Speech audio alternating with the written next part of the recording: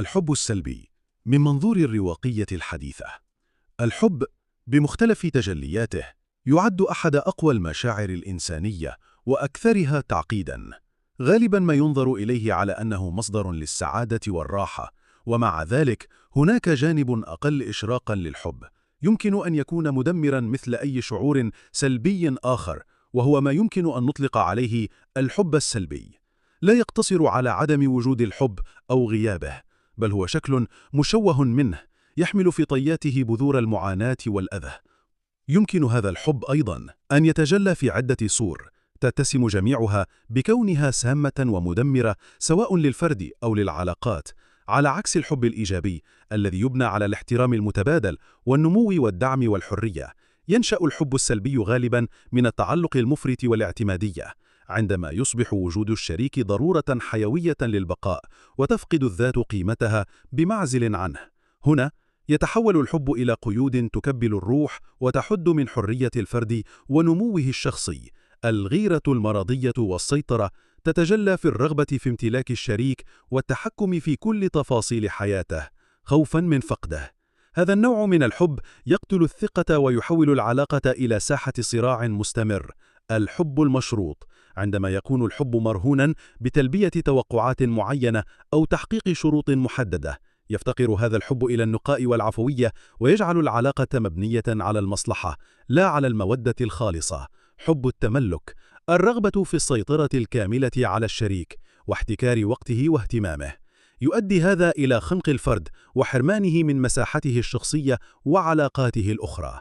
البحث عن إكمال الذات في الطرف الآخر، عندما يسعى الفرد إلى ملء فراغ داخلي أو نقص شخصي من خلال الشريك، مما يضع عبئاً غير عادل على العلاقة ويجعلها عرضة للانهيار عندما لا تتحقق هذه التوقعات.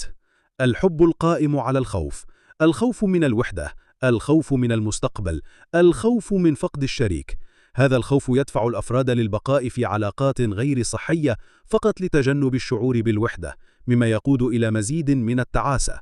في سياق الحب السلبي تبرز الأضرار التالية: 1. فقدان الاستقلالية والتحكم الذاتي، خاصة التعلق المبالغ به يجعل سعادة الفرد معتمدا بشكل كلي على الشريك، وبالتالي يفقد الشخص استقلاليته ويهدر طاقته في محاولة التحكم في مشاعر الشريك، تصرفاته. هذا يتناقض بشكل مباشر مع مبدأ التحكم الداخلي. 2. الاضطراب العاطفي والمعاناة، الحب السلبي بكل أشكاله من غيرة وقلق وخوف وتملك يولد دائرة لا نهائية من المعاناة والقلق ثم الاضطرابات العاطفية غير الضرورية. يتسبب هذا في تدمير السلام الداخلي الذي تسعى إليه، ويجعل الفرد في حالة حرب مستمرة مع مشاعره والآخرين. 3.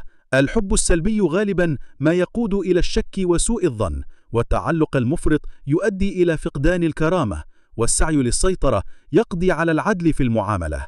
هذه التصرفات لا تضر الآخرين فحسب، بل تفسد أيضاً روح الفرد وتمنعه من النمو الأخلاقي. 4. الخوف من الفقدان وعدم الاستقرار، ثق أن كل شيء في الحياة مؤقت وعابر. الحب السلبي وخاصة حب التملك والتعلق يغذي الخوف من الفقدان. هذا الخوف يعيق الاستمتاع باللحظة الحاضرة ويحول العلاقة إلى مصدر دائم من القلق حول المستقبل المحتمل للانفصال أو الفراق، وأن التعلق المفرط يجلب الألم لا محالة عند الفقدان. الحب السلبي بسبب طبيعته الاحتكارية والمدمرة يعيق النمو الفرد على المستويات الشخصية والمهنية والاجتماعية. يصبح التركيز كله منصباً على العلاقة السامة، مما يحرم الفرد من استكشاف إمكاناته وتحقيق أهدافه الشخصية، ليصبح سجيناً لهذه العلاقة عوضاً عن أن تكون محفزاً للنمو. كيفية التعامل مع الحب السلبي من منظور رواقي. للتحرر من قيود الحب السلبي ركز على تطوير ذاتك وأفكارك وردود أفعالك. ممارسة الانفصال العاطفي الواعي، هذا لا يعني عدم ممارسة الحب، بل الحب بصورة صحية لا تجعلك عبداً لمشاعرك أو للآخرين. تطوير الاكتفاء الذاتي، السعادة الحقيقية تنبع من الداخل. عندما تكون مكتفياً بذاتك لن تبحث عن الحب كطوق نجاة، بل كإضافة جميلة لحياتك. قبول التغيير، إدراك أن كل شيء مؤقت يساعد على تقليل الخوف من الفقدان. استمتع باللحظة الحاضرة دون التعلق المفرط بالمستقبل. ممارسة الفضائل. عيش حياة كريمة مبنية على الحكمة والعدالة والشجاعة يساعدك على بناء علاقات صحية وتجنب الوقوع في فخ الحب السلبي المدمر. في الختام، الحب السلبي ليس سوى وهم يخفي وراءه الخوف وعدم الأمان والضعف. إلى أن تبني علاقات صحية ومستقرة قائمة على الاحترام والحرية وراحة بالك بدلاً من الألم والمعاناة، مع حب مدمر.